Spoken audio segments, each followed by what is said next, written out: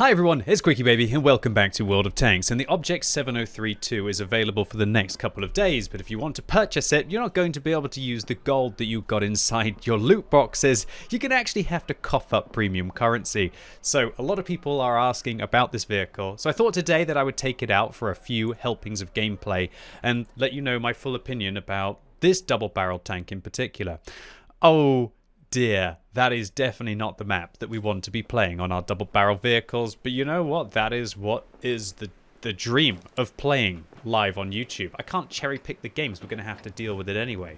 So, firstly, let me talk about the fact that Wargaming decided that they weren't going to sell this thing for gold. It's very interesting for me let's talk about the economy for just a second, and how, I don't know about you, but gold feels like a B-grade currency inside the game now. With your A-grade currency, your actual cash. I'd say the next one's probably bonds. I'd say is the next most premium currency inside the game. And then you have gold. Gold is very useful, but it's far less useful these days than it used to be. With the amount of missions that are in the game, you can easily accelerate your way up the tech tree. Often there are missions that allow you to get a load of experience on a vehicle. If you try and time it, you can try and skip modules on it. There's less reason to be able to convert off your free experience. But let's be honest, we have more gold than ever right now. And that's because a lot of us, myself included, have been purchasing loot boxes. We'll have to clarify, I didn't actually buy the loot boxes myself, Wargaming gave them to me, but as you all know, I made a donation to Cancer Research and Special Effect for above and beyond what the actual cost of the loot crates would have been, right? So we've got all of this gold, but it's just interesting that Wargaming realized, we're kind of devaluing the use of gold, or shall I say the value of gold in the game by giving it away inside these loot boxes that we're kind of encouraging people to purchase because they want to get the vehicles inside it, right? And now they won't even give us the vehicles in question for gold, which is hilarious because it was always the premium currency of World of Tanks. But things do change, alas. Things do change, and I think definitely the economy of World of Tanks is changing along with it. Wargaming's marketing department have got a bunch of people who are far more knowledgeable and far cleverer than me about how to try and get all of you to double shot. How to get all of you to. Did I hit two different tanks there, or did I hit? I don't even know. We'll have to take a look in battle hits. I think at least I hit something, but unfortunately it didn't penetrate. So, as I was saying, Wargaming's marketing department have a lot of people who are far smarter than me in finding ways for you to part with your hard-earned cash, and quite rightfully so. They're a business. They need to make money. They wouldn't be a very good company if they didn't make money, and they wouldn't be around for very long, and this game wouldn't be developed. The problem is that when currency that you feel has a really important value, and when you see me opening up loot boxes and I tell you, oh, on average you're going to get about 750 gold per loot box, it sounds like a good deal, right? When it doesn't actually mean too much because of the fact that the gold can't buy you the actual premium content. It's interesting with this one, the 7032. Last year you had to gamble inside loot boxes to be able to get this vehicle. This year you can spend, they've been 2 opportunities, I believe. Yeah, that's pretty good alpha. Where you can spend your hard-earned cash instead to be able to pick up the vehicle. Probably next year it'll be like the gold purchase when it's been power crept by a bunch of other vehicles. And that really does feel as if it's kind of the state of the game. A vehicle comes in, and at first you have to gamble to get it. Then you have an opportunity to be able to spend your actual money on it, and then a couple of years later you'll probably be able to spend gold on it, and then maybe the year after that it'll be available in some kind of reward marathon, or Wargaming will give rentals of it away and put it inside the tech tree so it's always available for gold and not just in the advent calendar. Bit of a weird situation. Now I do think that Wargaming have also made good moves towards allowing us as players to be able to experience more of what we would consider to be their premium content this year. I don't know about you, but I've really noticed on my free-to-play account that there have been more free days of premium this year than ever before. I'd like to think that is because Wargaming has turned over a new leaf and they really want to allow us to have those extra premium days so that we can enjoy ourselves, and maybe because they feel that in 2020 the economy of World of Tanks kind of has to be a little bit different than it was in 2010 when the game first came out, at least in Russia, in 2011 in Europe, but the closed beta in 2010 in Europe as well. But The other part of me thinks maybe they're just trying to take advantage of the fact that we're kind of all locked in right now and trying to give the players what they want because of the pandemic. So it'll be really interesting for me to see in 2021, where hopefully all of this blows over, if Wargaming are going to continue to be as generous as I feel that they've been in 2020, if this is just an opportunity to be able to capitalize on our captivity. Sounds hilarious when you put it like that, right? Or whether this is Wargaming going to be actively thinking about maybe mixing it up a little bit and making the game a little bit fairer. Because I don't know about you, but in 2020 there's a lot of other competitive games out there that you can play completely for free, and World of Tanks needs to definitely change its monetization model to be able to compete with them. Or maybe it doesn't. Maybe it needs to be very bullish and just continue on as it is and just keep plowing forwards. One thing that I thought about on my stream recently is, sure, there have been more players playing World of Tanks this year than there have been in a while. But one thing that concerns me is I really hope Wargaming don't think that it's because they've been doing absolutely, oh no, magnificently, unlike how I just drove up on that ridgeline. Can you honestly believe I just sacrificed 1,000 of my hit points to try and hit that Super Hellcat, and I didn't even get it? But at least I did manage to get 1,700 spotting as well. So while I made a misplay trying to chase the Super Hellcat, the enemies also made a misplay trying to shoot me. What I was trying to say is that I really hope that Wargaming realized that the reason why all of us are playing World of Tanks is kind of, yeah, there's something else going on in the world, right? And I don't think it's because they've made great, awesome, sweeping changes. I'm not saying that what they have done this year hasn't been good. A lot of what they have done this year I feel has actually been good. I was quite skeptical about Equipment 2.0, and I don't know about all of you, but I actually think that it's kind of okay. It does definitely increase the disparity between players who know how to equip their vehicle and players who can afford equipment, as it's more important than ever. Whereas previously you could kind of just have 500,000 credits or 250,000 credits if you bought it on discount, and then be able to suddenly put binoculars on all of your vehicles and you'll feel competitive. Now, while Equipment 2.0 has kind of increased the disparity a little bit because you've kind of got 3 different classes of equipment. You've got bounty equipment, you've got bond equipment. And I know that wasn't primarily because of Equipment 2.0, but Wargaming clearly had it in mind when they were developing the content for the game. It feels as if World of Tanks in 2020 is kind of a fairer place to be if you know what you're doing, but also it doesn't feel as if it's the most friendly game for a beginner to be able to get into. And I think that starting World of Tanks in 2020 kind of would be a bit like hitting your head against a brick wall, which I wouldn't recommend. I know quite a few of us are probably thinking about doing something like that, considering that we've been staring them all this year. But I think that unless you're suitably skulled, it's an interesting term, that I think you're probably going to come off worse. That's not a challenge, by the way. I'd just like to clarify. That's not a challenge. When you tell somebody to not do something, then quite often they are going to do it, right? So yeah, World of Tanks 2020, it's an absolute bizarre position. I feel like I'm not focusing on actually talking about the vehicle, but let's be honest, I'm on Prokhorovka, I'm in a heavy tank. Well, what do you want from me? Really, what I have to do here is just chill on this ridgeline, thank goodness that there's not artillery against me, try to get the enemies to make mistakes, maybe hopefully see if I can get a Super Hellcat in a bush, which we don't, and then just weather the storm. Thank goodness my medium tanks have won the hill. My top tier medium tanks have managed to win that flank, and because they've managed to win that flank, that actually gives us a very good chance of still being able to win this game. So let me focus once again on the double-barreled tank, the 7032. Let's talk about that vehicle now. We've talked about the economy of the vehicle, now let's talk about the actual vehicle itself. So this tank, as long as you don't play like an idiot and expose your side armor and give your opponents your lower plate and you don't get hit in by premium rounds in the cheeks, it's an incredibly solid tank. And when you combine that with the fact that earlier on we delivered that 791 damage salvo, got to call it a salvo with this, right? Because it's more than a shell, to the enemy somewhat SM.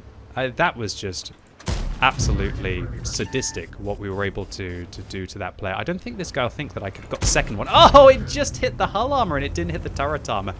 But I'm about to load this thing that begins with H and ends with T. that maybe it's going to be a little bit more permanent, Mr. Tiger 2. I don't think he thinks I'm going to have the gun depression. Oh, but I do now. I'm just going to wait for one more shell to come into the tank so I don't feel as if... Oh. Oh, he's still bouncing it, this Tiger 2. Hello. Oh, should I just fire HE at him then? He's just costing me 10,000 credits right now. To be fair, not my finest marksmanship. And you know what? Respect to this Tiger 2. I should give you massive props, because even though I am in the double-barrel tank, you actually did... Oh, everything's dying before I get there. But how did I do 3,500 spotting? And also, did you hear that ding? That's a very unusual noise, because I don't have it on many vehicles. But that was actually my intuition perk procking off, which maybe will allow me to be able to get one extra shot into this Tiger at the end of the game. Delicious! I didn't know whether somebody was going to hit him hard. Maybe I could have waited for the reload there. I didn't. Maybe, just maybe, we'll get the extra shell in. Alright, so a pretty good start for this tank, considering the horrible matchup that we managed. Well, that matchup wasn't that horrible, considering there were no artillery on the enemy team, and there were some tier 7 tanks to deal with, so an average matchup. But I don't think anyone would really want to end up on Prokhorovka for this tank. Yeah, definitely not me. Alright, so let's jump in again. So we finished second on experience. Well, actually joint first on experience, which I'm happy to share with Fazzy55, who got a high caliber in that medium tank on that map. But I really feel like that's the medium that a medium is going to have a better game. Funnily enough, I think I got the most spotting in this game. I would pretend like it was down to my amazing skills and my amazing spotting. But yeah, it was really just down to a bit of blind luck. Talking about marksmanship, it doesn't look like I do very good when I'm actually talking about economics and the full meta of things. I fired 23 shots, hit 14, and 5 of those penned. Well played to the Tiger 2 on the enemy team for lasting as long as he did. Alright, let's get stuck in again and see if we can maybe have a bit more of a combat role where I can show the armor of this vehicle. Yeah, this is going to be a really good chance. Alright, I immediately know what I am planning on doing on this map, and that is that I'm going to try and sneak around this northern corner, and then hopefully I'm going to slinky into this position. Because when you're playing this map, when you're playing on Westfield, you can't go into this position unless you have gun depression. Plus, you'll know in the video, I think from yesterday, where it was Keep Calm and Carry QuickyBaby, that I talked for probably far too long about how frustrating it is to be in this position, to spawn west and then get shot from tanks in that location. I'm kind of worried that there's a Borask platoon on the enemy team with an LT-432. I'm fairly sure that they are going to win the south. I hope that they won't, but I'm fairly sure they will. And so what I decide that I'm going to do instead is go up towards the north. So firstly, let's talk about my equipment setup on this vehicle as we drive past a 7032 who actually has more hit points than me. He's got 1,650 hit points, which means that he has the durability piece of equipment inside the durability slot on his vehicle. That will increase his track health. It will mean his tracks go back on with full health when they do get repaired instead of being yellow. It also means that he's got 10% more hit points. I, however, prefer a more combat-based approach with my 7032. I'm not going for durability. I'm going for being a little bit more of a glass cannon damage dealer. And that is that I've set the vehicle up with vertical stabilizers, a rotation device, and also with vents. Now the vents will make everything about my vehicle better, but the rotation device and the vertical stabilizers are absolutely amazing because they will allow me to have really good gun handling. So for example, if I reverse up here and I prepare a double, I'm hoping that I can sneak somebody here. Reverse up here, prepare a double, reverse up here, prepare a double, fire a single, get penned by the 7032 because I exposed too much of my tank. That is not ideal. I guess I could come around this corner and probably... I'm going to get hit by TDs if I do that. Yeah, unfortunately for us, the 5100 kind of took the inside corner. There's a little plateau up here that I need to use. And now that the 5100 is done trying to do his funky stuff, I'm hoping that I can slinky up here. Maybe get a shot into this player, but oh my lord, my tank is doing a pirouette of stupidity. I have no idea how the physics of that just worked, but maybe I should have been looking where I was going. Oh, dude, 800 damage. This tank is pretty brutal when it gets going. And that's where I love having the vertical stabilizers and the rotation system. They stack together. And I'm not using bounty equipment on this tank. If I was, I would have 40% reduced dispersion. I've got 30% reduced dispersion now. And that still means that I can come around the corner and accurately be able to engage my opponents. So I'm kind of a bit worried about the ISU 152K. Should I go for this anyway? No, I shouldn't. And this is where you've also got to be a little bit careful when you play these vehicles. And that is that you don't want to try and force a double when you could have hit a single. And I should have fired a single there. Oh, this is so tempting. Oh no, I got baited. Luckily, I returned the fire. And I love how accurately I can do that. Do you see just how little aim time you have on this vehicle when you do give it this, so to say, combat setup that I have on the vehicle, as I'm going to call it. Now look, my vehicle's going to be slower than other vehicles. Oh, I hit one. I thought he would reverse, but he didn't. He went forwards. So my vehicle is going to be slower than other tanks. It's going to be really poor at spotting tanks. But with this kind of a setup, that means that I'm going to be able to fire off those salvos quicker. And sometimes that is what matters in World of Tanks, is being able to fire off those salvos quicker.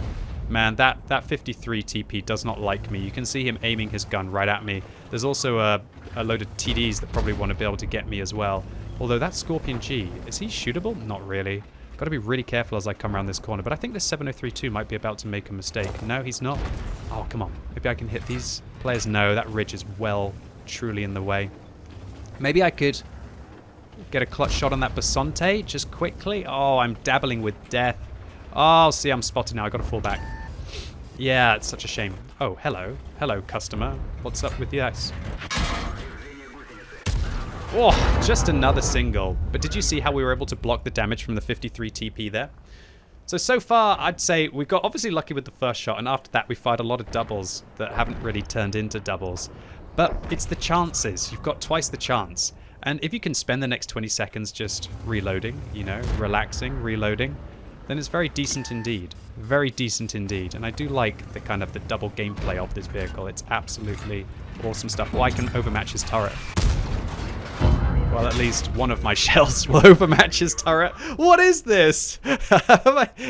Why isn't it buy one, get one free? It's buy one, get one free at the supermarket, but what you bought was so old that, or you didn't need it, and so it goes off in the fridge, right? Oh, goodness gracious, that's not ideal.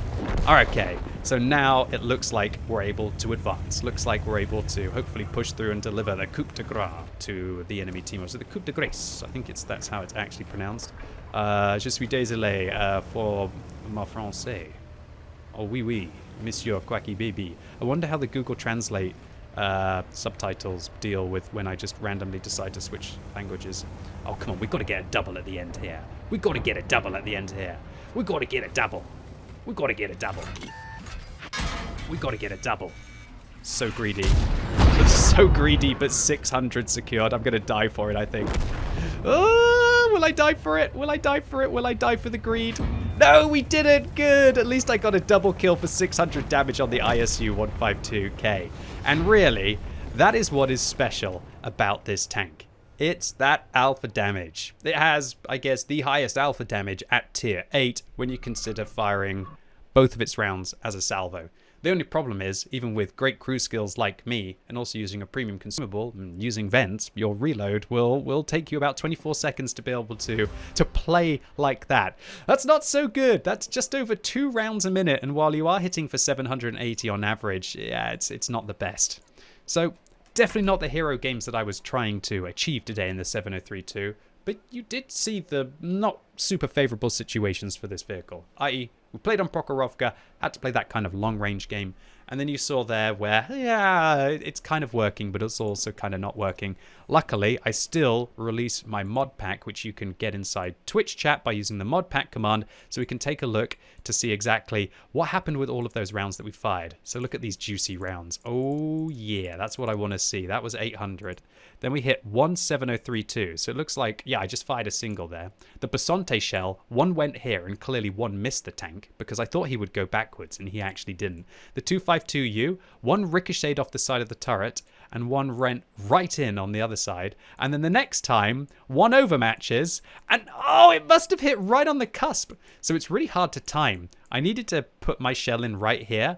It's not the worst shot in the world, but that would have been so lovely to get a double overmatch on their vehicle. And then finally, the ISU 152K. Ooh, that's juicy. So all in all, the Object 703-122. What do I think about it? Well, if you watched my video where I rated all of the premium tanks, you'll know that I put this thing up in the highly competitive section. And yeah, that's how I feel about it. I don't think it's quite as overpowered as the other 5 vehicles, but it's definitely right up there. It's on the cusp of either going into the pay to win section, as I called it, for that premium review video. It's just the amazing combination of having the flexibility of being able to fire one shell and then another shell, or be able to fire them both, or just fire one shell, reload, fire one shell, reload, fire one shell, reload, and then when they come around the corner, prepare the double to finish them off. It definitely feels great.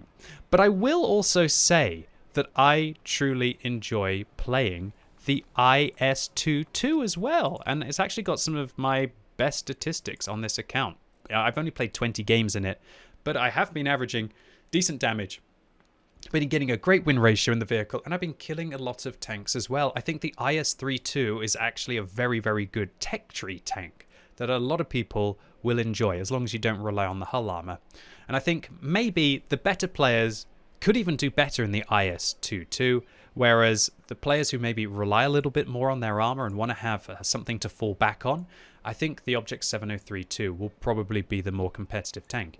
But I think that all in all, Wargaming did a pretty good job with the double barrel tech tree in making the vehicles fun, but just not making them flat out crazy OP, but still making them competitive. More importantly, made the premium tank, the 703-2 with the 122mm, very, very, very good, and arguably on the cusp of being OP, but still, at least in 2020, not being outrageously so. But on the other hand, would I choose to spend £32.31 on this vehicle, in addition to all the money that I've likely spent on loot boxes as well? Well, yeah, that might be pushing it.